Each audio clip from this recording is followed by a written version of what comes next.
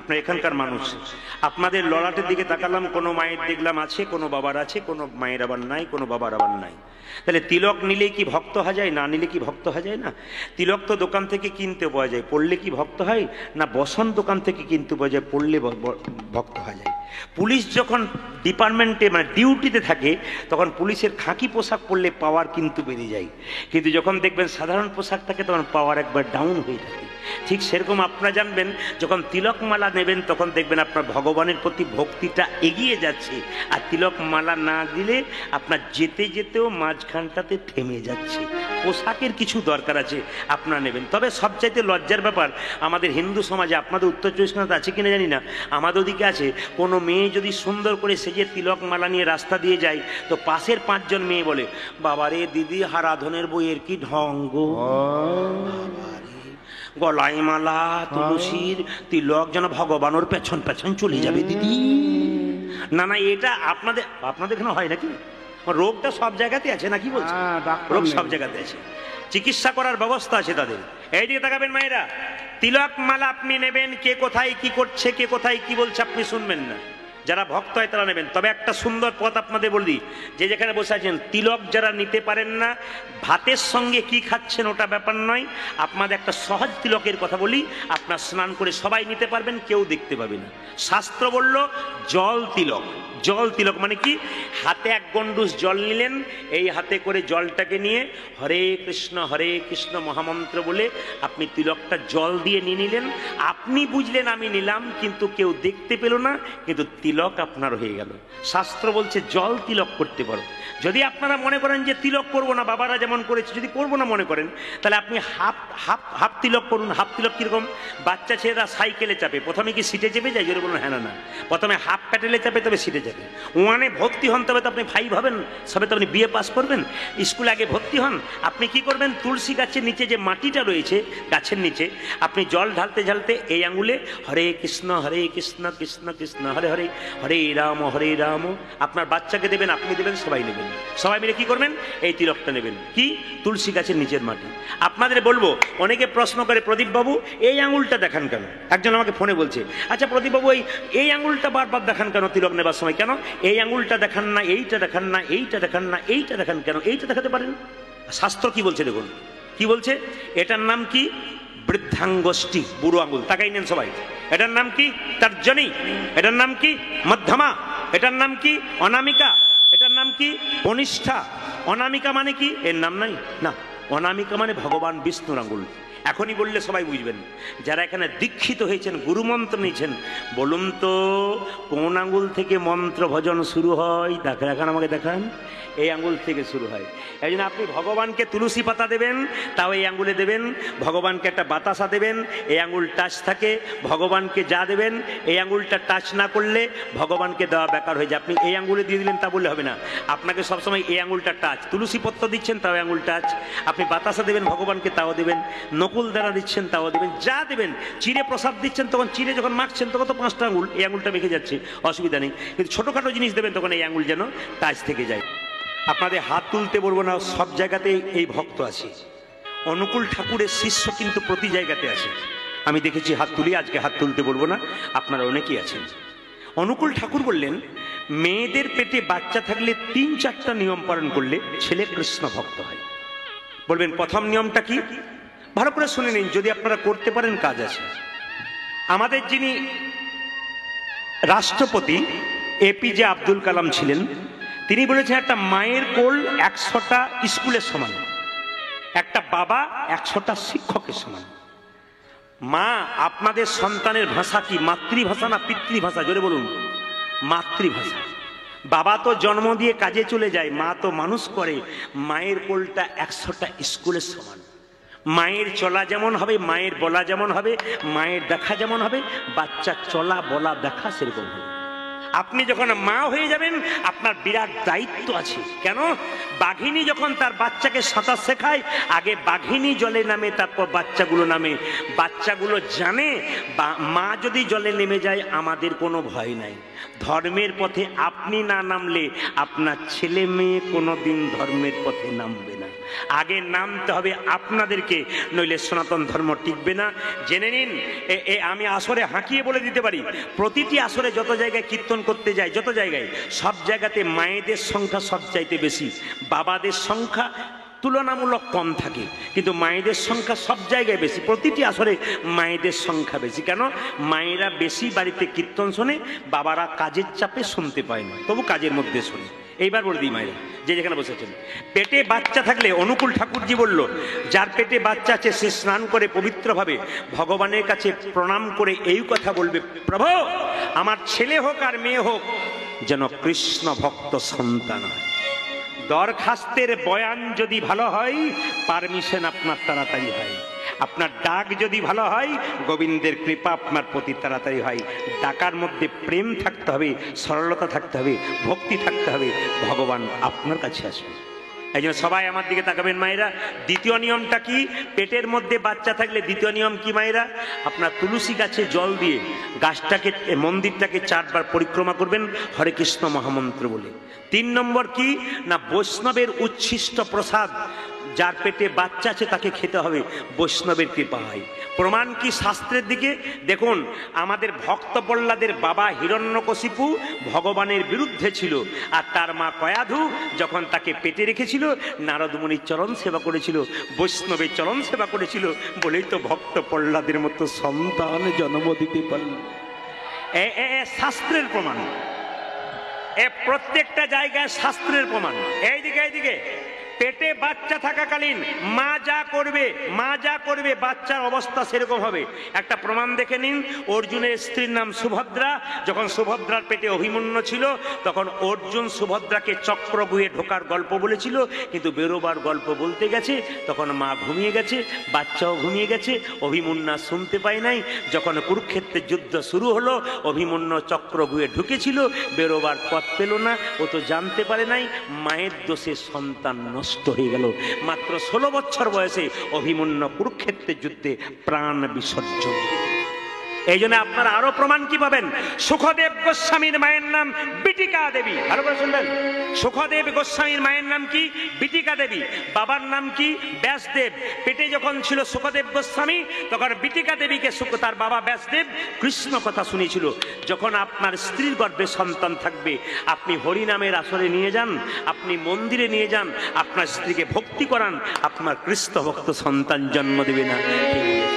কিন্তু কিছু মনে করবেন না, এ বড় দুঃখের ব্যাপার। একটু মন দিয়ে শুনবেন। আপনাদের এখানে হয় না, আমাদের ওখানে হয়। যদি কোনো মেয়ের পেটে বাচ্চা থেকে শাশুড়ি মা বলে, মন্দিরে যাবি না, পুজো পাঠ করবি না, ঠাকুর ভক্ত হবি না, এই সময় তুলসী গাছে জল দিবি না, আপনারা ভাবছেন কেন বলে বলুন তো? ওর নাতি যদি সাধু হয়ে পালিয়ে যায় ওই জন্যে বলে আর কি। কিন্তু জেনে নিন, আপনারা যে এখানে বসে আছেন, সচিমাতা নিমাইকে বলেছিল, নিমাই তুই তোর বাবার পিণ্ডটা দিয়াই। নিমাই বলেছিল, মা পিণ্ড দিলে কি হয়? বলে 7 বংশোদ্ধার হয়। বলছে পিণ্ড দিলে 7 বংশোদ্ধার হয়, কিন্তু কোনো বংশে একজন কৃষ্ণ ভক্ত সন্তান জন্ম নিলে তার 7 বংশ নয়, তার 14 বংশ উদ্ধার হয়ে যায়। আপনাদের ভাগ্য ভালো হবে যদি আপনার বাড়িতে কৃষ্ণ ভক্ত সন্তান জন্মেন। আবার শুনে নিন, আপনাদের এখানে হয় না, সব আমাদের ওইদিকে হচ্ছে। একটা প্রমাণ দেখুন কিরকম হচ্ছে। মেয়েদের পেটে বাচ্চা থাকলে ডাক্তারের কাছে যাই, ডাক্তার বলে বেড রেস্ট। প্রেসক্রিপশনের প্রথমে কি? Bed rest. আচ্ছা বলুন তো, আগেকার মায়েদের 7-8টা করে বাচ্চা হয়েছে, কবার বেড রেস্ট নিয়েছিল? একবার বলবেন আপনারা। না, এখনকার ভেজাল খাবারে বেড রেস্ট দরকার আছে। কিন্তু কি বললো ডাক্তারবাবু, আমি যদি বেড রেস্ট নেবো তাহলে আমার পেটের বাচ্চাটা মোটা হবে, আমি কি করব? বলছে সিজার করবো, আমি টাকা হবে, আমার তোজ্জা হবে। আবার দেখবেন তাহলে আমি সময় কাটাবো কি করে? বলে কেন অ্যান্ড্রয়েড মোবাইল সেট নাই? Android mobile set, screen touch mobile নাই? বলে হ্যাঁ আছে। বলছে মোবাইল দেখে দিন কাটাবি। এখন মেয়েদের পেটে বাচ্চা থাকে, খালি মোবাইল দেখে। যখন বাচ্চাটা জন্ম নেয় তখন টুকটুক টুকটুক করে তাকাই। মেয়েটা বলে বাবারে আমার ছেলে কি সুন্দর হয়েছে, টুকটুক করে তাকাচ্ছে, কি যেন খুঁজে বেড়াচ্ছে। ও মোবাইল সেট খুঁজে বেড়াচ্ছে। পাক্কা কথা। এই জন্য এখনকার মেয়েরা বলে না, বাবারে আমি মোবাইল চালাতে পারি না, আমার বাচ্চার কি মোবাইল চালানোর জোর করবো? কেন বলুন তো? এই যে আপনি চালিয়েছেন, চালা শেখেন, ও শিখিয়ে গেছে। ওই জন্য আপনাদের কাছে নিবেদন রইল, সবাই লক্ষ্য করুন, আজকে গর্ভের সন্তানটা জন্ম নিচ্ছে। কি বার জন্ম নিচ্ছে জোরে বলুন তো দেখি, কীর্তন শুনছেন? কি বার বলেছিলাম? শনিবার, বৃহস্পতিবার। সেদিন বাড়িতে কি পুজো ছিল? কালী পুজো না দুর্গা পুজো? সরস্বতী পুজো? যাক, আপনারা যে এত মন দিয়ে শুনছেন আমি আগে জানতাম। সবাই লক্ষ্য করুন, এখন জন্ম নিচ্ছে, মাথায় কাপড়টা নিন। বৃহস্পতিবার জন্ম নিল, সরস্বতী পুজোর দিনে। কি যদি সত্যি কথাটা খুলে বলতে পারেন আমি খুব খুশি হব। বলুন তো মায়েরা, প্রথমবার বাচ্চা হলো বাড়িতে, ছেলে হলে আনন্দ না মেয়ে হলে আনন্দ? এদিকে দায়ে পড়ে বলছেন মেয়ে যার মেয়ে হয়েছে। কিছু মনে করবেন না মায়েরা, যখন কেউ বলে না মেয়ে হলে আনন্দ, তখন আমাদের খুব আনন্দ হয়। কেন বলুন তো? এই পার্টিতে যতগুলো আছে সব ডবল করে মেয়ে আছে, মানে আমারও আছে। যখন কেউ বলে মেয়ে হলে আনন্দ, যাক বাবা বেঁচে গেলাম আমি, আমার ভালো লাগলো। কিন্তু জেনে নিন, আমার বাবা হসপিটালে ডাক্তার ছিলেন, তিনি খুব জ্ঞানী লোক ছিলেন। তিনি আমাকে প্রথম কন্যা হবার পর দ্বিতীয় কন্যা যখন হলো, তখন বলল, এ হলো ভাগ্যলক্ষ্মী, এ হলো শুভলক্ষ্মী। শুনুন ভালো করে কথা বলুন, জ্ঞানী লোকের, ভাগ্যলক্ষ্মী শুভলক্ষ্মী। আমি জিজ্ঞেস করলাম, বাবা ছেলে তো হলো না? বলে, শোন, তুই আমার ছেলে, চারিদিকে গান করে বেড়াস, আমার গয়া হলো না, কাশী হলো না, বৃন্দাবন হলো না। তোকে ভগবান কৃপা করেছে, কীর্তন করবি, বয়স হয়ে যাবে, মেয়েদের যখন বিয়ে দিয়ে দিবি, তোর যখন অনেক বয়স হয়ে যাবে, তখন তোরা দিব্যি গয়া কাশী ঘুরবি। আমার জীবনে তোর জ্বালাতে আর হলো না, সংসার সামলাতে সামলাতে গেল। দামি কথা বলে গেল। তিনি বললেন যে ছেলে যদি একটা বংশের প্রদীপ হয়, মেয়ে হলো দুটো বংশের প্রদীপ। ছেলে তো বাপের কুলের প্রদীপ, কিন্তু মেয়েরা বাপের কুলের প্রদীপ, আবার শ্বশুর কুলেরও প্রদীপ। এই জন্য মেয়েদের, যাদের মেয়ে হয়েছে তারা আনন্দ করবেন, শুধু না ছেলে হয়েছে দুঃখ করবেন তা নয়। ছেলেও দরকার, মেয়েও দরকার। গোবিন্দ যা দিয়েছে তাই নিয়ে সন্তুষ্ট থাকলে এর মতো আনন্দময় পৃথিবীতে আর কেউ নাই। ছেলে হোক আর মেয়ে হোক, সবই সমান হয়ে যায়। এবার সবাই লক্ষ্য করুন মায়েরা, মুকুন্দ দাসে যখন ছেলে হলো, আনন্দ হচ্ছে না, তখন বলছে এক কাজ করো, ছেলেটা যে কাঁদছে গো, কিছু দাও মুখে। আচ্ছা মায়েরা, একটা ভুল ধারণা আপনাদের উত্তর চব্বিশ পরগনাতে এসে বলে যাব। বাচ্চা ছেলের মুখে জন্ম নেবার পর আপনারা কি দিন? নিম পাতা। কি দিন? মধু। আচ্ছা, আপনারা কেউ প্রকাশ করবেন না, কিন্তু আমি আপনাদের মনের কথাটা বলে দিই। বাচ্চার মুখে মধু দেওয়া মানে আপনাদের মনে বিশ্বাস যে বাচ্চা নাকি মিষ্টি মিষ্টি কথা বলবে। বলুন তো, কার বাচ্চা বড় হয়ে মিষ্টি কথা বলে? একজনেরও বলে না। তবে একটা কথা বলবো, তাহলে বাচ্চার মুখে কখন মধু দিলে মিষ্টি কথা বলে, আজ আমি বলে যাব। এক সময় মধু দিলে মিষ্টি কথা বলে, সেটা আপনারা জানতেন না, আমিও জানতাম না, বই পড়ে গেছি। বলবো না, বাদ দিয়ে দেবো। আর একবার বায়না করবেন, তারপর বলবো। আজ আর বলবো। বেশ, তাহলে বলেই যায়, সুযোগ আবার হবে কিনা। এই দিতে গেলে কি বললাম? বাচ্চার মুখে মধু দেওয়া হয় কেন, কখন দিলে বাচ্চা মিষ্টি মিষ্টি কথা বলে? শাস্ত্রের প্রমাণ দেবো। আমি জোর গলায় শাস্ত্রের নাম করবো, আপনারা পড়বেন, খুঁজে নেবেন, জিনিসটা বলে যাই। বলছে বাচ্চা ছেলে জন্ম নিয়ে মুখে মধু দেওয়া হয় কেন মা? বাচ্চা জন্ম নেবার পর মায়ের স্তনদুগ্ধ পান করতে পারে না, কান্নাকাটি করে, যাতে কান্না বন্ধ হয় তার জন্যে মুখে মধু দেওয়া হয়, মিষ্টি কথা বলার জন্য নয়। প্রশ্ন করবেন কখন মধু দিলে মিষ্টি কথা বলে, এটা আপনারা কেউ করেন নাই, পরবর্তীতে করবেন, প্রমাণ পাবেন, ফোন করবেন আমাকে। কি একটা বই আছে, হিন্দু ধর্ম কি এবং কেন, ভালো করে শুনবেন। বইটার নাম হিন্দু ধর্ম কি এবং কেন। বইটার লেখক হচ্ছে লোকনাথ কবিরাজ। সেই বইটা আমি পড়তে পড়তে একদিন খুঁজে পেলাম যে দুটো বইয়ের নাম দেওয়া আছে, একটা গভীর গৃহসূত্রকার, একটা পরাশর গৃহসূত্রকার। গভীর গৃহসূত্রকার বইতে বলছে যে বাচ্চাকে কখন মধু দিলে মিষ্টি মিষ্টি কথা বলে, বলছে আতুর ঘর থেকে মা যখন স্নান করে ফিরবে, কতদিন পর মা? 42 দিন পর, নাকি? অনেকে ভাবছে তাহলে হলেও হতে পারে বোধ হয়। বলবেন তো আপনারা, ভুল বলতে ঠিক করবেন না। এই মাইক ম্যান পর্যন্ত বুঝতে পেরেছে, হাসছে। এইদিকে কত? 21 দিন পর। আচ্ছা, 21 দিন পর বাচ্চাকে স্নান করিয়ে আপনি মন্দিরে বাচ্চাকে শুয়ে দেবেন, তারপর আপনি নিজের হাতে বাচ্চার মুখে মধু দিয়ে ভগবানকে বলবেন, হে প্রভু, আমার ছেলের বচন যেন মিষ্টি মিষ্টি হয়। গভীর গৃহসূত্রকার বলছে এই নিয়ম যদি কোনো মা ভক্তি ভরে মন্দিরে পালন করে, 100% গ্যারান্টি দিচ্ছে তারা বাচ্চা বড় হয়ে মিষ্টি মিষ্টি কথা বলবে।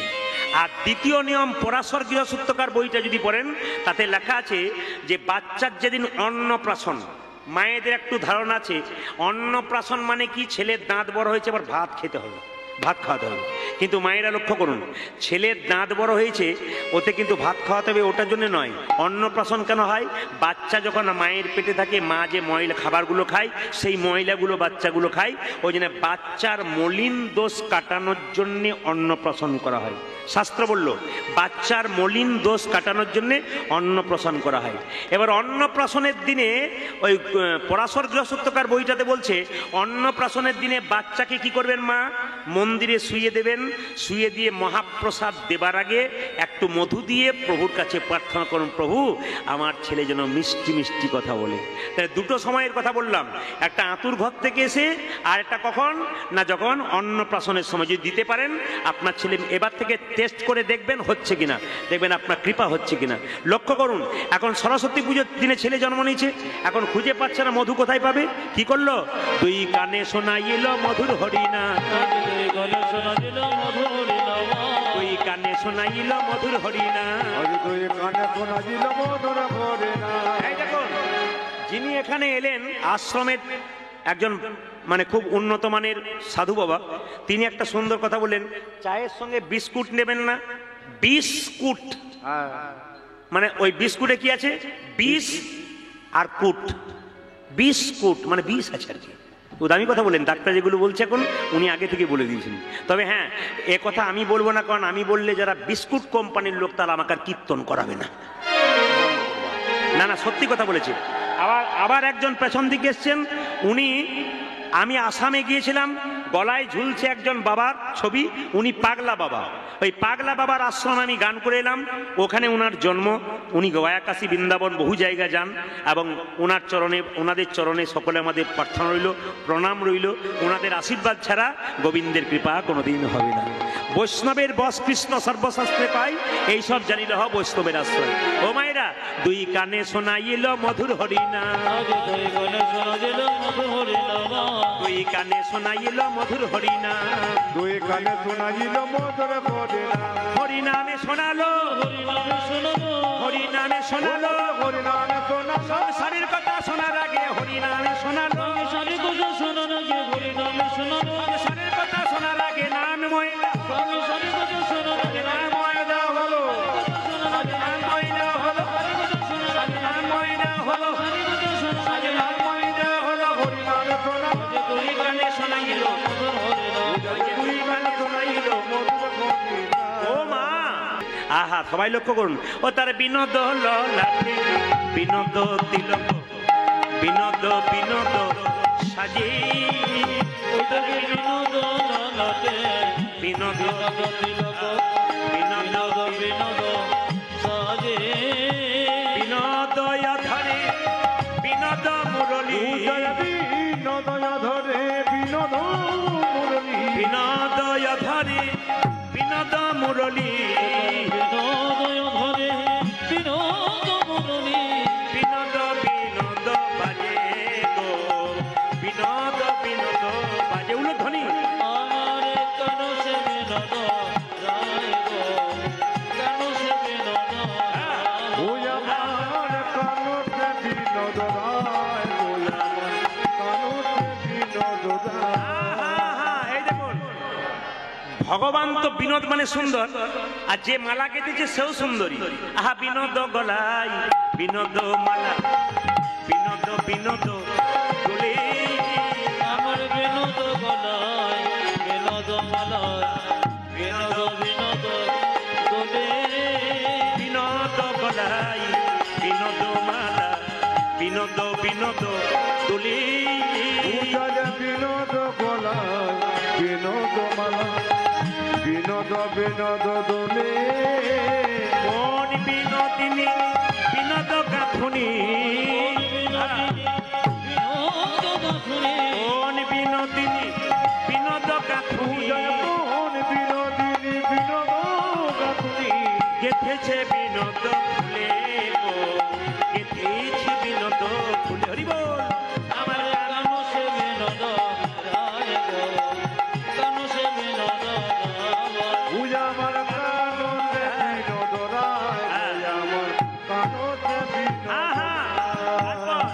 বিনোদ কোটিতে বিনোদ ধতি বিনোদ বিনোদ সাজে তোর বিনোদ কোটিতে বিনোদ ধতি বিনোদ বিনোদ সাজে। বাবা একবার বললেন পদাবলিতে একবার জানতো। আপনাকে বলি, ধুতি আর ধতির মধ্যে তফাৎ কি? পদাবলি শুনছেন? ধুতি আর ধতির মধ্যে তফাৎ কি? বিনোদ কোটিতে বিনোদ ঢটি বিনোদ বিনোদ সাজে। ধটি আর ধতি কি? এখানে আমি পড়েছি কোনটা ধুতি কোনটা ঢটি। কীর্তন শুনতে গেলে ওগুলো জানতে হবে বাপ, না জানলে কীর্তন শুনতে হয় না। মানে শুনতে হবে, এত বয়স হলো আপনি পদ শুনবেন আর মানে জানবেন না। বিনোদ কোটিতে বিনোদ ধতি, ধতি হচ্ছে এটা, আর ধটি কোনটা যেটা গিঁট দিয়ে বেঁধেছি। বিনোদ কোটিতে বিনোদ ধতি বিনোদ বিনোদ সাজে আমার বিনোদ কোটিতে বিনোদ ধতি বিনোদ বিনোদ সাজে। বিনোদ চরণে বিনোদ নুপুর বিনোদ চরণে বিনোদ নপুর বিনোদ চরণে বিনোদ নুপুর বিনোদ চরণে বিনোদ নপুর বিনোদ বিনোদ বাজে গো বিনোদ বিনোদ বাজে। তুই আমার কানতে বিনোদ রায়, তুই আমার কানতে বিনোদ রায়। আমার কানো সে বিনোদ গাইব কানো সে বিনোদ এইবার পদ যে গাইবো, যিনি পদ লিখেছেন পদকর্তার নাম শেষে থাকে, সবাই প্রণাম করবেন। যদুনাথ কই বিনোদ নাগর বিনোদ কদম্ব তলে আমার জগন্নাথ কই বিনোদ নাগর বিনোদ কদম্ব তলে। ওই যদুনাথ কই বিনোদ নাগর বিনোদ কদম্ব তলে জয় জগন্নাথ বিনোদ নাগ বিনোদ কদম্ব তলে। কত বিনোদিনী বিনোদ হেরিয়া কত বিনোদিনী বিনোদ ঘেরিয়া কত বিনোদিনী বিনোদ হেরিয়া কত বিনোদিনী বিনোদ ঘেরিয়া। কলসি ভাসাইল জলে গো কলসি ভাসাইল জলে। আমার কানো সে বিনোদ রাইব কানো সে বিনোদ তুই আমার কানতে বিনোদ রায়, তুই আমার কানো কানতে বিনোদ রায়। কবে জন্মেছে দেখুন, রঘুনন্দন জন্ম নিচ্ছে। আহা হেন কালে জন্মিল শির ঘুনন্দন কালী হেন কালে জনমিল শির ভুনন্দন হেন কালে জন্মিল শির ঘুনন্দন জনগণে উলধ্বনি।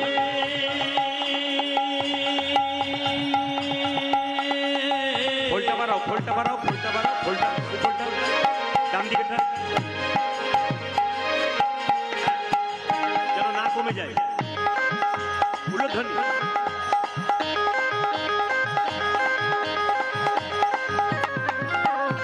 ভক্ত রঘুনন্দন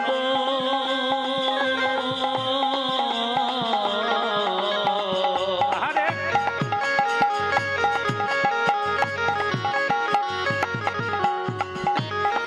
কলে জন্ম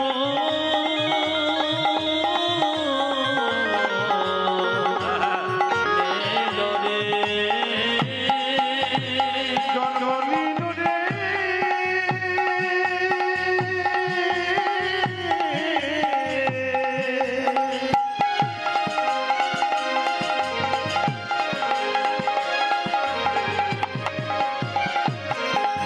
ভক্ত রঘুনন্দন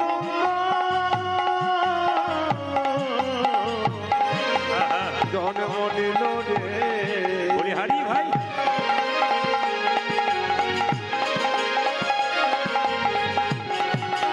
আজ ভেদ কালে জন্মদিন জন্মদিন জন্মদিন হেন কালে জন্মিল শির ঘুনন্দন জনমিল শির ভুনন্দন যে মুকুন্দ দাসেরই তাহা আনন্দিত মন। মুকুন্দ দাসে তাহাই আনন্দিত মন। ও যে মুকুন্দ দাসেরই তাহা আনন্দিত মন। মুকুন্দ দাসে ও কবিরাজ, তুমি তো বাড়িতে দিব্যি সরস্বতী পুজো করছো, খবর পেয়েছো তোমার ছেলে হয়েছে? সরস্বতী পুজোর দিনে আনন্দ ধরে না আনন্দ ধরিল আনন্দ ধরে না। আনন্দ ধরে ও যে মুকুন্দ দাসের মনে আনন্দ ধরে না। মুকুন্দ দাসের মনে আনন্দ ধরিল ও যে মুকুন্দ দাসের মনে পুত্রের বদন হেরে মুকুন্দ দাসের মনে পুত্রের বদন